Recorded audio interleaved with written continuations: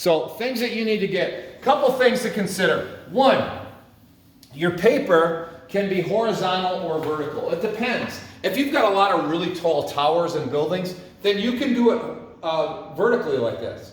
But most of you are probably going to go horizontal. So that's an option. Another thing to do would be to have, let's say this is your paper, and you want your vanishing points really high. You could put your vanishing points up here, then you're looking down at your buildings. Or you could do this and have your vanishing points up high. That's so you looks like you're looking from above down at your buildings. That's another option.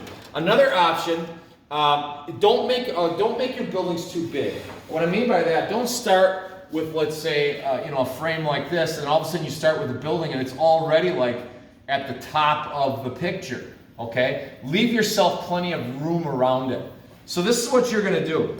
You're going to lay your picture down. Okay. So let's say I lay that picture down, it's right here like this. I mean my piece of paper. I'm going to tape it down, of course, and then I'm going to pick my vanishing points. Your vanishing points could be both very far. You could have one a little closer and one a little further. That's up to you, okay? So decide where your vanishing points are. So let's say I put a vanishing point there and there. Then you're going to start with your buildings. Let's say I'm going to make a church, and I got a picture of St. Peter's Church from across the road. Okay, that doesn't mean you have to do St. Peter's Church. All it means is maybe you're just going to steal some of the elements that that church has. Okay, so let's say I was going to make a church. I might start with a building, and I'm not going to start with the building very large. So I'm going to go like this, start with that building. There we go. Now, I put the gabled roof on there, and here's the gabled roof. Then I decide I'm going to put a steeple up here. So I'm going to make the sides of my steeple like this, and you can see the steeple back here, and then it looks like that. Then on top of the steeple, I do this. It's like a pyramid. And then up here, I do a cross. Now notice, I just ran out of room. That's why I'm saying make your thing small enough so you don't run out of room.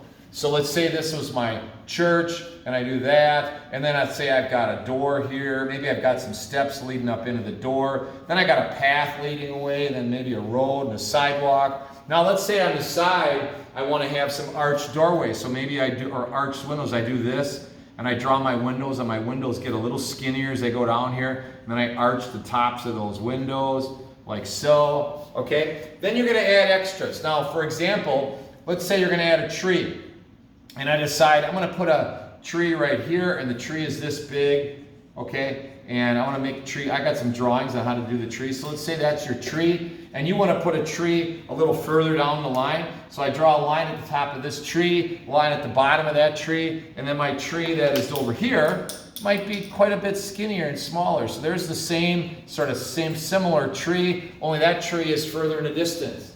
Okay? Now let's say that you have this is a church, and maybe there's a little building attached to it. So right here there's a building that's coming out right over here, and there's a little door. Maybe there's some steps going into that. Maybe the church is on a hill, and it kind of cuts into the church a little bit. So maybe it's on a hill, so it looks like that. Okay? Now, my horizon line. My horizon line just means in the background, someplace above my vanishing points, I'm going to have maybe rolling hills or something back here where it looks like that's the background, or maybe there's trees up on top of those hills like that. So I can see those are my hills in the back. Now, as I said before, you might have a bunch of buildings and you can't see the background. That's fine, okay? Something diminishes in the distance. So maybe there's a lamppost here. And then in the distance, there's another lamppost over here. And then another one there. And each one gets a little skinnier and a little bit smaller. Okay? Now, extra things. What else could you do? Let's say a mailbox. Let's say we got a mailbox up close. So here's my mailbox.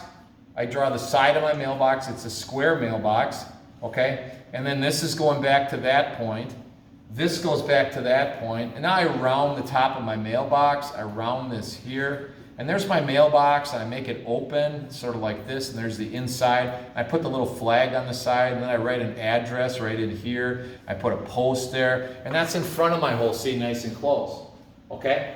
As I mentioned before, let's say that I have a cross on the top of my church. Okay? Now, you got to say, which way does the cross face?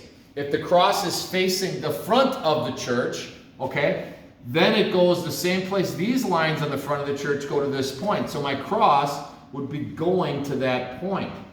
Okay? Just like if I put a flag on something. So once again, I could put a flag someplace. You got to say, which way is the flag flying? If the flag is flying parallel to the front, it's going to go to that side. If the flag is flying parallel to this side, It's going to go that way. Okay, so it depends on what you're doing. So let's say I have a flagpole sitting right here. There's my flagpole, and then I want the flag flying in that direction, parallel with this wall, so then it's going to go to this point. So here's my flag going to that point. Here are the stripes. Here's the little square, you know, I put my stars there. Now obviously that flag is super straight.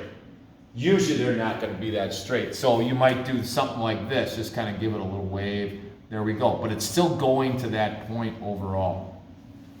Got that? Okay? So you're going to add your buildings. Remember a couple things now. Leave a border. When you start, literally draw a border on your project. And then do it within the border. Because what we're going to do later is we're going to cut the paper on that border. So in my case, I did poor planning because my church steeple is running off the top of that border. So make sure you move it down and you account for that. When you first start, draw really light because you know you're going to do things like if you want to put the post in here, you're going to have to erase some other lines that were there before. Okay? So draw really light, put a border on it, decide where your vanishing points are, decide if you want to go vertical or horizontal. Got that? And what I'll be doing is walking around and helping you. So the other pictures that you did, save those because you can try things out on there. That'll be like your practice sheet. If you got a question like, hey, I need to draw a porch, how do you do that? I can pull your other picture out. I can kind of draw the porch on there and kind of show you. Got that?